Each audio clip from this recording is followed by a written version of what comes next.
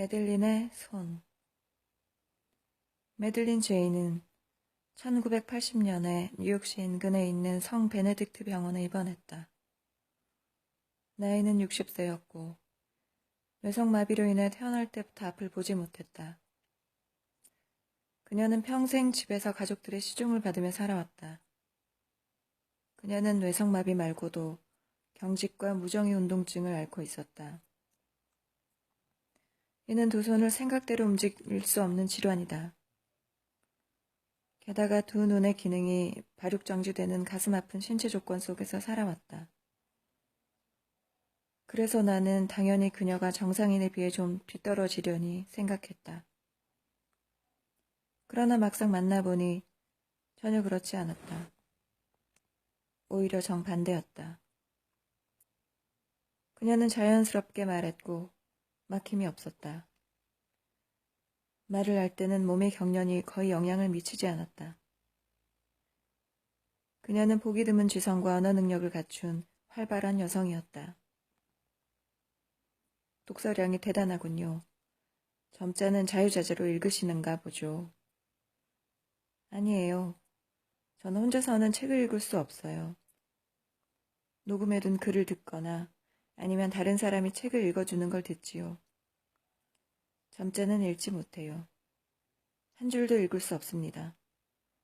손을 사용해서 하는 일은 아무것도 할 수 없지요. 이 두 손은 전혀 쓸모가 없답니다. 그녀는 한탄하면서 두 손을 들어 올렸다. 하느님에게 버림받은 진흙덩이에 불과하죠. 내 몸의 일부라는 느낌은 전혀 들지 않아요. 그 말을 듣고 나는 너무나 놀랐다.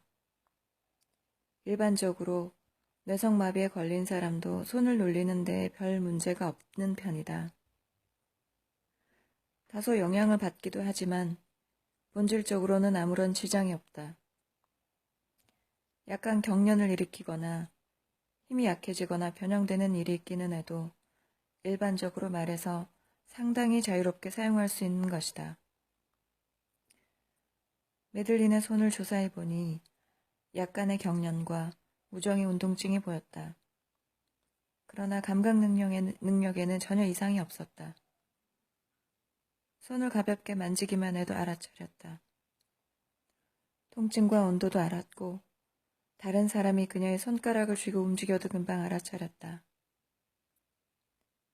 기본적인 감각은 전혀 손상되지 않은 것이다. 그러나 이와는 정반대로 지각 능력에는 근본적인 결함이 있었다. 무엇을 쥐어주어도 인지하지 못했다. 나는 갖가지 물건을 그녀의 손 위에 올려놓아 보았다. 내 손도 올려놓아 보았다. 그러나 그녀는 알지 못했다. 알려고 하는 움직임도 전혀 보이지 않았다. 원래 손이란 그것이 무엇인가를 알려고 하면 반드시 움직임을 보인다. 그러나 그녀의 경우에는 이러한 움직임이 전혀 없었다. 따라서 그녀의 두 손은 정말로 무기력했고 진흙덩이에 불과했다. 나는 참 별난 일도 다 있다고 생각했다. 이것을 어떻게 이해하면 좋을까? 감각 기능 면에서는 크게 결함이라고 할 만한 것이 없었다. 그녀의 손은 정상적으로 움직일 수 있는데도 실제로는 그렇지 못했다. 손을 전혀 사용하지 않았기 때문일까? 태어나면서부터 쭉 보호받고 시중을 받고 조심스럽게 다루어져 왔기 때문에 손이 탐색 활동을 할 수 있는 능력을 상실한 걸까? 보통 인간의 손은 생후 몇 개월이 지나면 탐색 활동을 하기 시작한다. 항상 다른 사람이 그녀를 안거나 업어서 나르고 모든 것을 대신해 주었기 때문에 그녀의 손이 정상적인 발달을 하지 못한 것일까? 이것은 지나친 생각일 수도 있었다. 그러나 다른 가능성은 떠오르지 않았다. 만일 그렇다면 이미 60세인 그녀가 보통 사람들이 생후 몇 주일 사이에 혹은 몇 달 사이에 몸에 익히는 능력을 지금부터 획득할 수 있을까? 전에도 이런 사례가 있었을까? 이런 사례가 보고된 적이 있을까? 이런 환자의 치료를 시도한 적이 있을까? 나로서는 알 길이 없었다. 그러나 그것과 가까운 예가 문득 떠올랐다. 바로 레온체프와 자포로제치가 쓴 손기능의 재활에 나오는 사례였다. 그러나 그 사례는 메들린의 경우와 원인이 달랐다. 중상을 입고 수술을 받은 뒤 손의 감각에 이상이 생겨서 자신의 손이라고 생각할 수 없게 된 병사가 200명이나 되었다는 이야기다. 그들은 손의 신경이나 감각이 전혀 손상되지 않았는데도 자신의 손이 다른 사람의 손 같고 생명이 전혀 깃들지 않은 것 같고 아무짝에도 쓸모가 없고 그저 거기에 달려있을 뿐이라고 느꼈다고 한다. 레온체프와 자포로제치에 따르면 이것은 아마 지각을 담당해서 손을 손답게 움직여주는 지각계 조직이 손상을 입고 수술 뒤에 손을 몇 주일이나 몇 달 동안 사용하지 않아서 장애를 일으켰기 때문일 것이라고 한다. 아무짝에도 쓸모가 없고 생명이 전혀 깃들지 않은 것 같고 다른 사람의 손 같다는 점에서도 메들린도 현상적으로 그들의 사례와 같다. 그러나 그녀의 경우에는 기간이 훨씬 길다는 점이 다르다. 즉 태어난 이후 지금까지 쭉 그래왔던 것이다.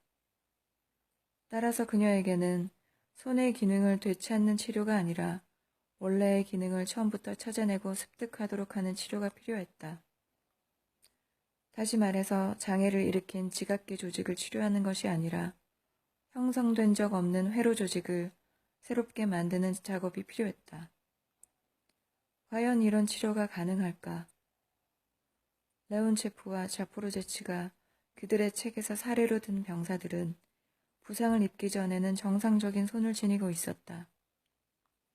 심한 상처를 입는 바람에 부서졌거나 상실된 것을 되살리면 되었던 그들과 메들린의 경우는 근본적으로 달랐다. 그녀는 손을 한 번도 사용한 적이 없기 때문에 아무것도 되살릴 것이 없었다. 원래 그녀에게는 손이나 팔이 없었다고 해도 과언이 아니었다.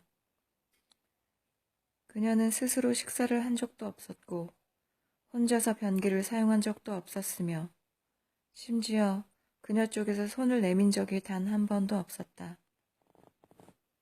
항상 다른 사람이 그녀를 도와주었고 그녀는 그저 가만히 있기만 했던 것이다. 그녀는 60여 년 동안 처음부터 두 손이 없는 것처럼 살아왔다. 이상이 그 당시에 우리가 풀어야 할 문제였다. 메들린의 손에는 기본적인 감각이 분명히 있었다.